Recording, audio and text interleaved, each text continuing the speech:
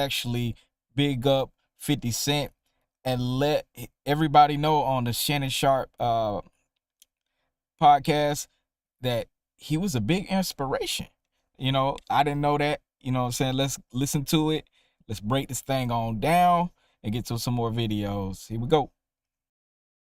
It was 1,000% like I looked it up to him growing up too, for sure. Like, cause he told his story more than like a lot of other artists. He had a movie and all this type of shit. So I knew his story a little more. Like I was inspired by his story and shit. So when did you decide to say, I'm gonna give this rap thing a try?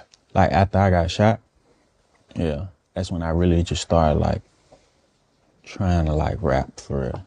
Right. I had made songs playing around and shit with friends, but that's when I started like really like putting my money into it. And this is exactly why, 21 Savage, I guess looks up to 50 Cent. They both was in the streets, both got shot. And then he was like, you know what, let me take this rap shit serious. Cause let's be real. Rap is one of the ways, even if you don't have a high school diploma, you ain't went to college. If you're successful, it's a big payout. You know what I mean? And if you're in the street, trying to get out the street, that's a good way to get out the streets and possibly change your life for the rest of your life. So I'm not mad at it. I'm not mad at the culture. I love rap.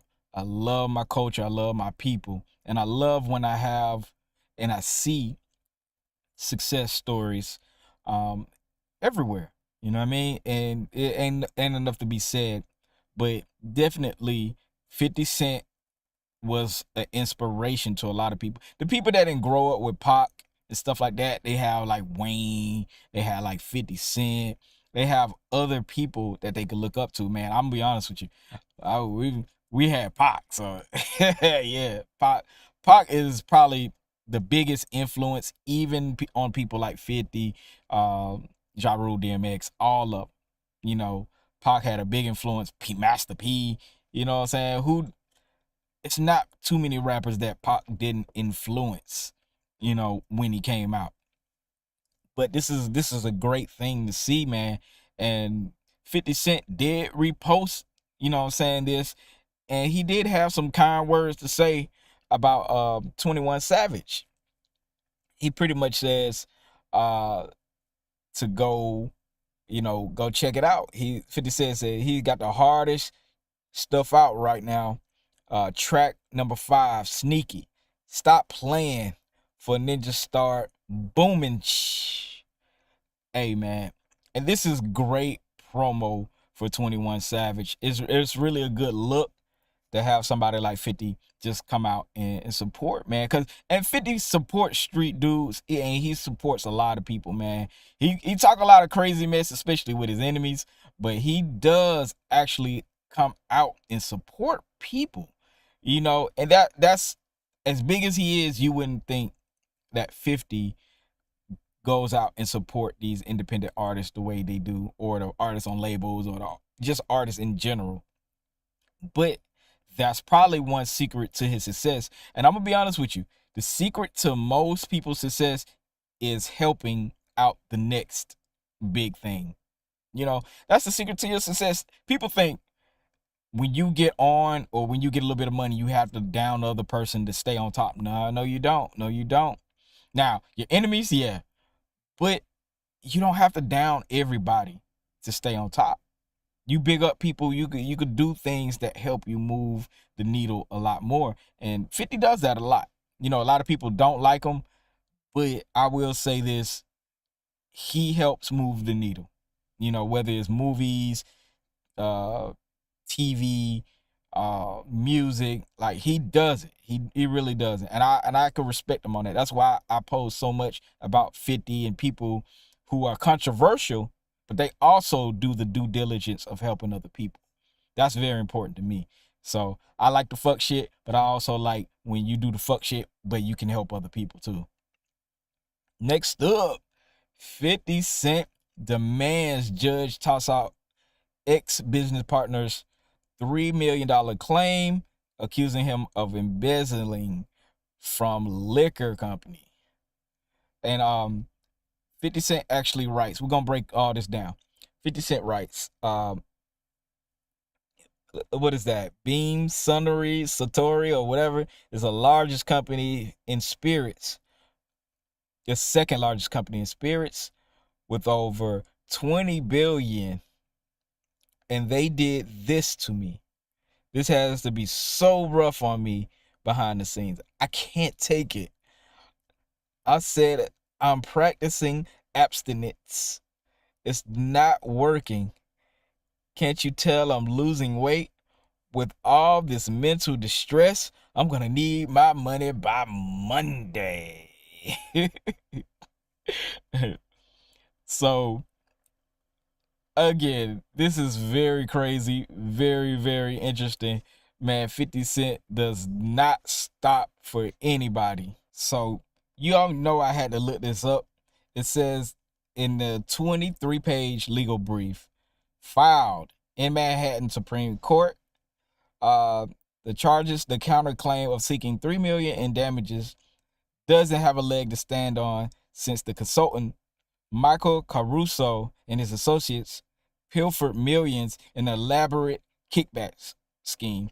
So he's saying that they were getting kickbacks for, I guess, either the sales of the company, and I guess 50 Cent wasn't involved in the actual kickbacks that they were getting from each individual sale of the liquor brands. So that's why he's saying, "Hey, y'all owe me money. I don't owe y'all money. Nah, I don't owe you $3 million because you was doing kickbacks anyway." Okay. The rapper owns Sire Spirits, which produces Branson Cognac and La Chemin du Roy, whatever, the King's Path champagne. And it says, ironically, the Russo's plaintiffs have asserted claims against Sire defendants seeking damages of at least $3 million, despite their central role in a fraudulent scheme, which crimes were committed in connection with millions of dollars in agency fees embezzled from the Sire entities, and where Caruso plaintiffs netted at least $1 million from embezzlement schemes. That's 50 Cent's lawyer, Rena Jane, stated in court documents. Now, I know this is kind of boring, but I wanted to be clear of what was going on. So pretty much this company, his business partners, were getting kickbacks and embezzling money, pretty much getting money from the liquor brands, and not being reported. You know what I'm saying? And so that's what 50 Cent's claiming. Yeah, bro, I don't owe you no money. Y'all doing all this other stuff on the side. You know what I mean? And so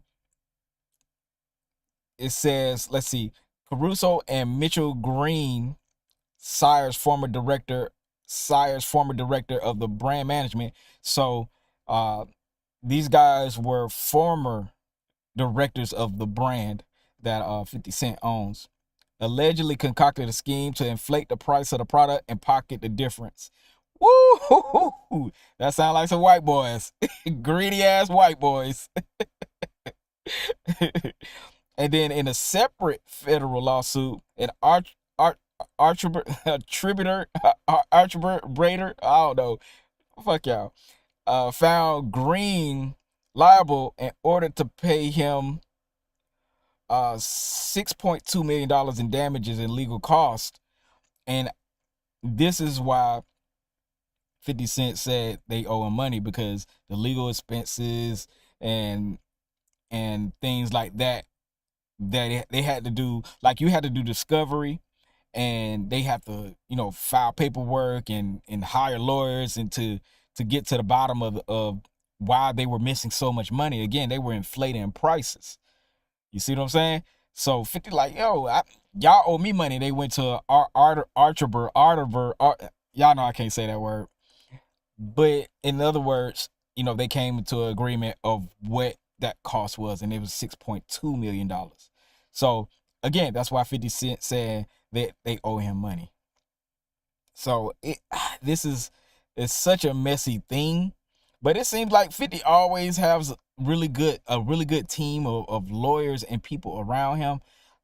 I think y'all need to be following 50. I think y'all need to be asking 50 where he get his people from, because it seems like 50 and Cardi B got some of the best attorneys and lawyers and just people who know what the fuck they doing.